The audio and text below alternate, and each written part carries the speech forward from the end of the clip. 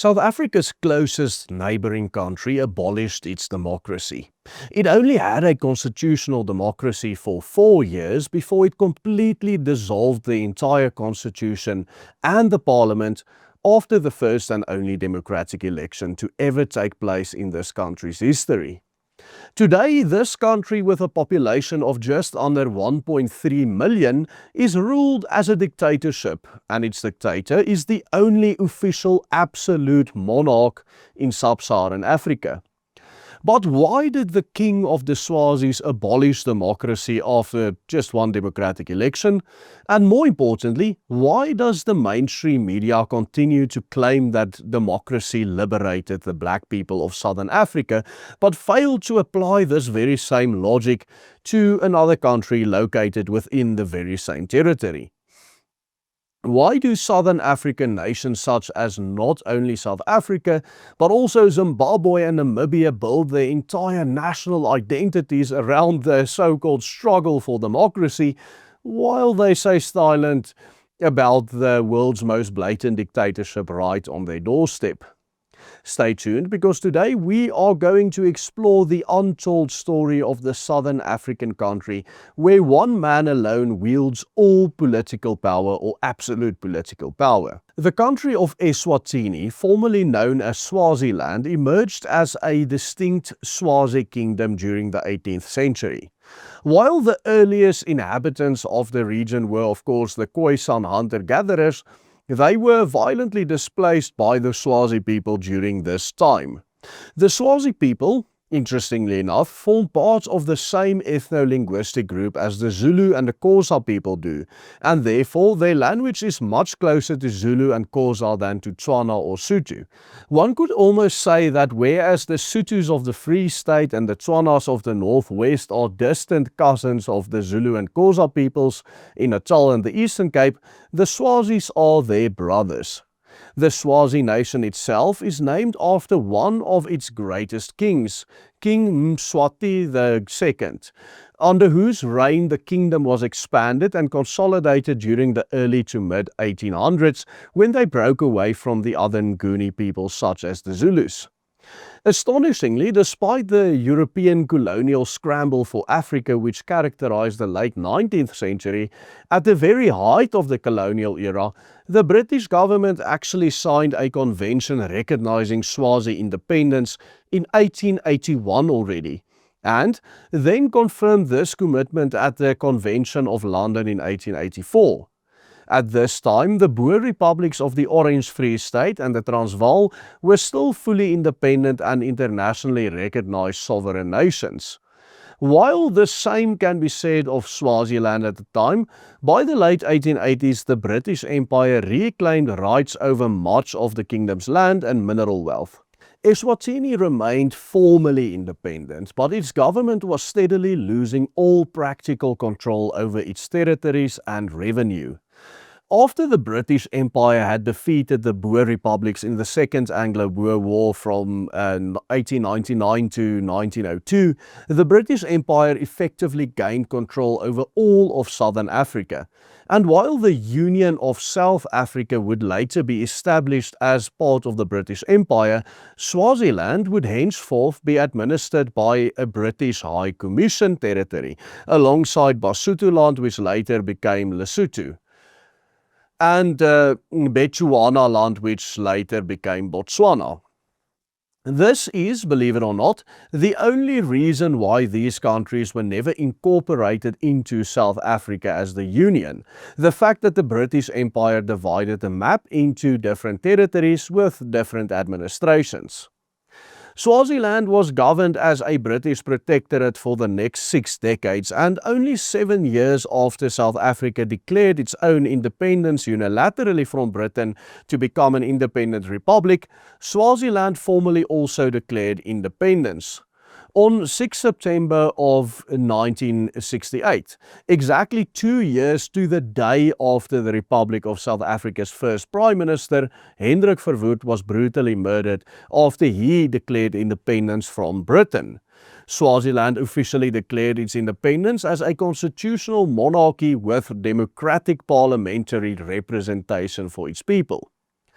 The The 1968 Constitution of Swaziland introduced this concept of democratic elections in which every citizen in the country above the age of 21 could vote.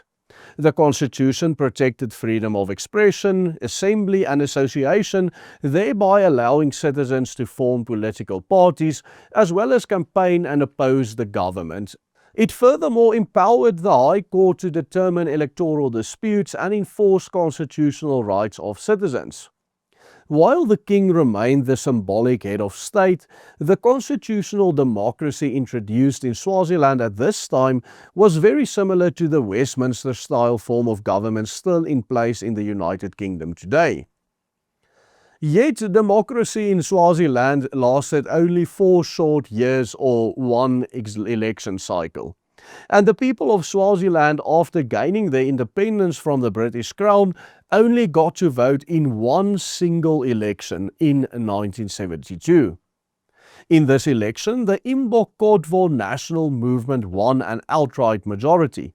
But within a year after the election, King Sobhuza II declared that party politics was divisive and incompatible with the Swazi way of life.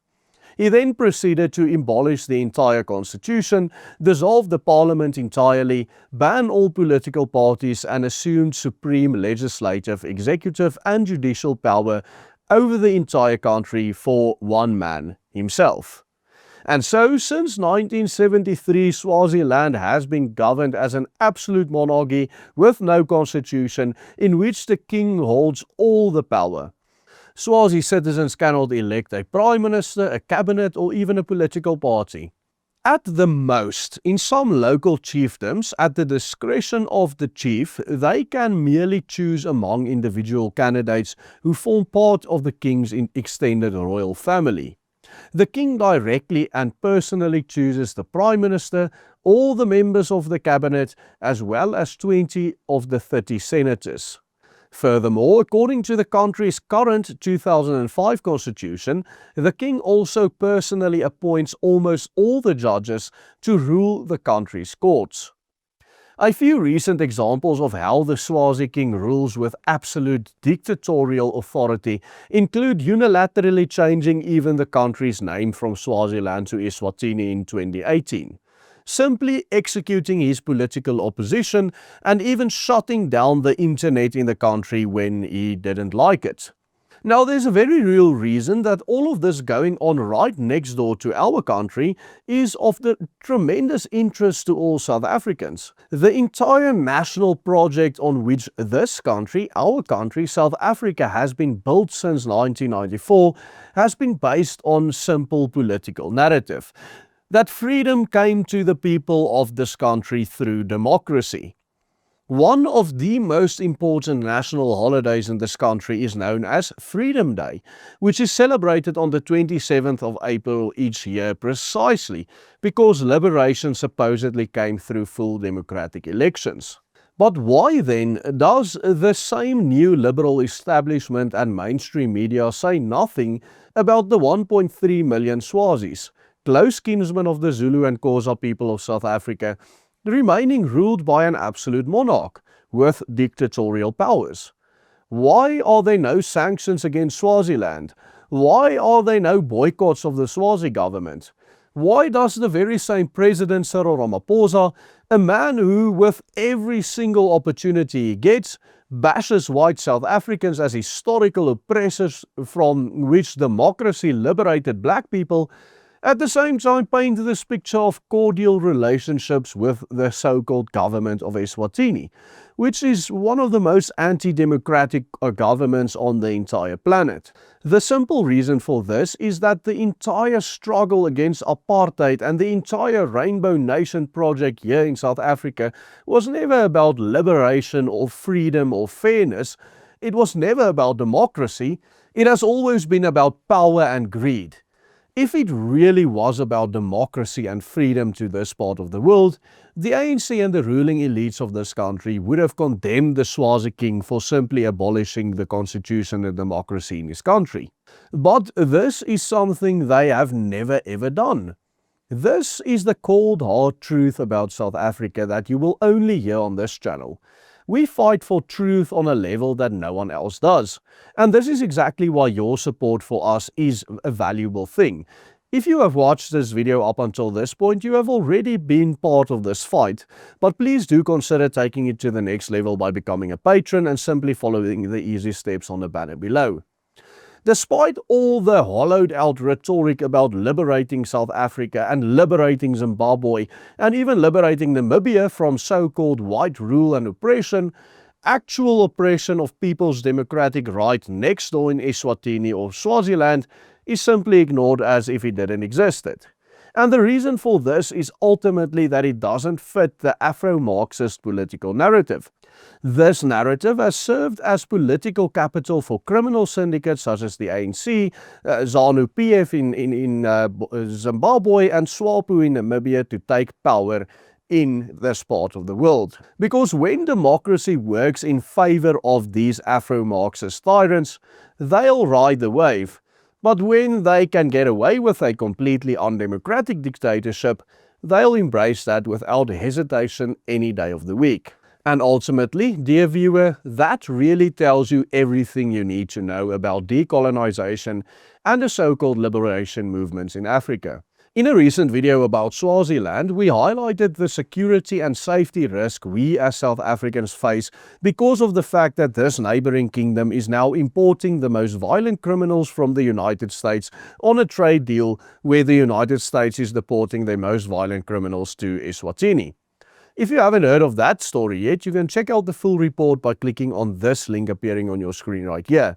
And don't forget to sign up to become a patron of this channel by simply following the easy steps on this banner.